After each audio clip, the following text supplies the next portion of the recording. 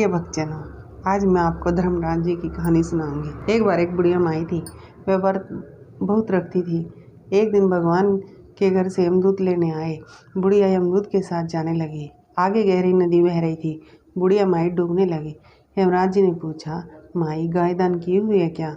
तब बुढ़िया माई ने गाय माता का ध्यान किया तो वह गाय की पूंछ पकड़कर नदी को पार कर गई। आगे गई, काले कुत्ते खाने को दौड़े। तब यमराज जी ने पूछा, कुत्ते को रोटी खिलाई है क्या? बुढ़िया माई ने मन में कुत्ते को याद किया। कुत्ते चले गए।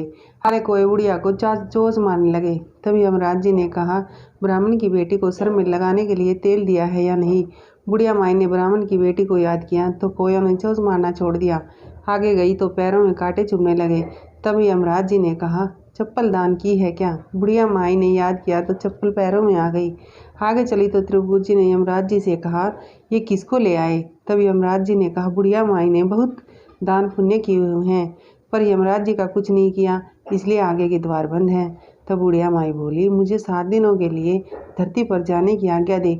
7 दिनों तक कहानी सुनकर उद्यापन करके बाद वापस आ जाऊंगी। बुढ़िया माई वापस धरती पर आ गई।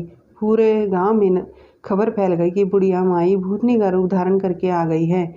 जब अपने घर गई तो बेटे बहू ने भूतनी समझकर घर के द्वार बंद कर लिए। तब उसने अपने बेटे और बहू को समझाया कि मैं भूतनी नहीं हूँ, धर्मराज जी के कहने के अनुसार वापस आई हूँ। मैं नियम के अनुसार प्रत्येक दिन धर्मराज जी की कहानी सुनकर उद्यापन करके वापस परलोक चली जाऊंगी। यह सुनकर बेटे ने उद्यापन की पूजा की सभी सामग्री एकत्रित की, लेकिन कहानी का उकारा नहीं भरा। तब बुढ़िया माई पड़ोसन के पास गई और कहानी सुनने को कहा। पड़ोसन ने कहानी सुनी और उकारा भी भरा। बुढ़िया माई ने 7 दिनों के पश्चात कहानी सुनकर उद्यापन कर दिया और सभी सामान दान कर दिया। तब धर्मराज जी ने बुढ़िया माई के लिए धरती पर विमान भेजा। विमान देखकर सभी गांववासी स्वर्ग को जाने को तैयार हो उठे। बुढ़िया माई बोली कि मेरी कहानी तो सिर्फ पड़ोसन ने सुनी है। तब गाँव वालों ने बुढ़िया के पैर पकड़ लिए और धर्मराज जी की कहानी सुनने का आग्रह किया। कहानी सुनने के पश्चात सभी विमान में बैठकर स्वर्ग में पहुंचे। धर्मराज जी ने कहा, मैंने तो सिर्फ बुढ़िया माई के लिए विमान भेजा था, यहाँ तो सभी गांववासी एकत्रित हो गए हैं। तब बुढ़िया माई ने कहा, मेरी कहानी इन सभी ने सुनी है, इसलिए आधे पुण्य इनको भी दो।